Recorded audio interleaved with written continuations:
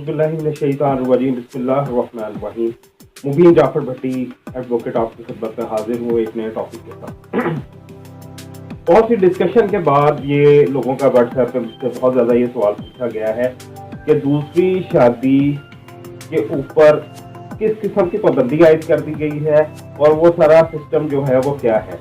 इसमें एक्चुअली जो हमारा कानून है जिसको मुस्लिम फैमिली लॉ 1961 के तहत बयान किया जाता है, उसके सेक्शन 6 जो है उसके मुताबिक पॉलीगैमी यानी कि दूसरी शादी इस्लाम में 4 शादियों की इजाज़त है।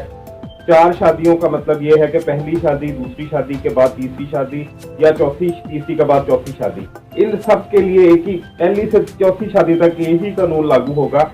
Under section 6 Muslim family law ordinance 1961 के तहत होगा। उसमें जो सबसे पहला जो तरीक़ेकार है, पहले चूँकि जो था वो परमिशन लेने की ज़रूरत नहीं थी।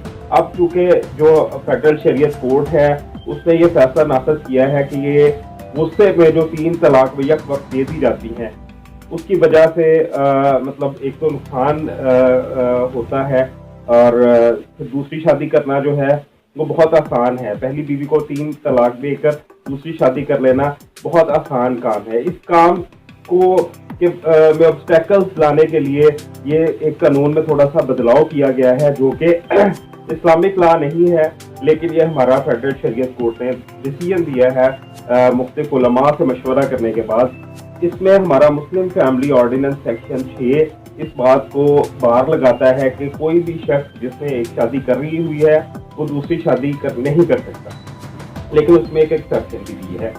वो एक्सेप्शन क्या है कि पहली शादी की पाबंदी, और उसमें एक एक्सेप्शन ये है कि अगर कोई शख्स दूसरी शादी करना चाहता है या तो वो पहली बीवी से रिटर्न परमिशन ले, उससे इजाज़तनामा ले, वो इस इजाज़तनामा दे, उस इजाज़तनामे में के साथ एक एप्लीकेशन जो बंदा दूसरी शादी कर रहा है वो लगाएगा, जिसमें वो जो रीजंस है लिखेगा कि तो वो दूसरी शादी क्यों करना चाहता है या कर रहा है। उन रीजंस को वो यूनियन कौंसिल में अपने मुतलका इलाके की जो यूनियन कौंसिल होगी उसके चेयरमैन को वो जमा कराएगा। उसकी जो फीस मुतय्यन की गई होगी वो फीस पे करेगा और वहाँ पे निकाह जो दूसरी शादी करेगा उसका निकाह भी रजिस्टर्ड कराएगा। एक तो ये तरीक़ेकार आ गया। दूसरा इसमें तरीक़ेकार ये है कि अगर वो पहली यूनियन कौंसिल में चला जाता है, यूनियन कौंसिल से इजाज़त लेगा, यूनियन कौंसिल भी उसको ये बात कहेगी कि अपनी बीवी से, जो पहली बीवी है या दूसरी या 2 है 3 है, तो तीनों से इजाज़त लेकर आओ और उसकी ये रीज़न बताओ कि तुम दूसरी शादी क्यों कर रहे हो, उसकी वजूहात क्या है। तो सारा जो कानूनी कार्रवाई है वो पूरी होगी। यूनियन कौंसिल में वो निकाह रजिस्टर्ड होगा, वो एप्लीकेशन रजिस्टर्ड होगी ताकि बवक्त ज़रूरत वो काम आए। उसके बाद वो सेक्शन 6 सब सेक्शन 1 के तहत शादी करने की उसको इजाज़त हो जाएगी। तो एक मतलब ये एक लॉ है जिसमें एक बार था पहले ये था कि आप कर सकते हैं, लेकिन अब आपको यूनियन कौंसिल से इजाज़त लेनी ज़रूरी है।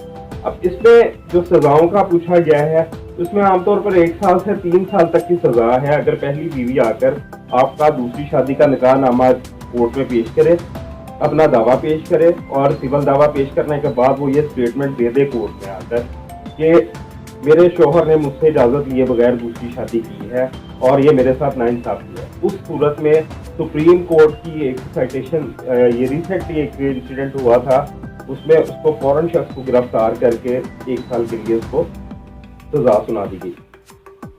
तो लिहाजा ये कानून था जी दूसरी शादी का, जिसमें ममानियत हमारा कानून जो है, जो जुडिशल लॉ है, not Islamic law, judicial law जो हमारा है वो इस चीज़ की ममानियत करता है। और इस चीज़ की इजाज़तनामे का जो कानून मैंने पॉलीगैमी जिसको कहते हैं वो आपको बताया है, उसके मुताबिक ये सारा जो है वो मामला आगे चलेगा। दोस्तों मेरे चैनल को सब्सक्राइब जरूर करिए और बेल आइकन का बटन जरूर दबाएं।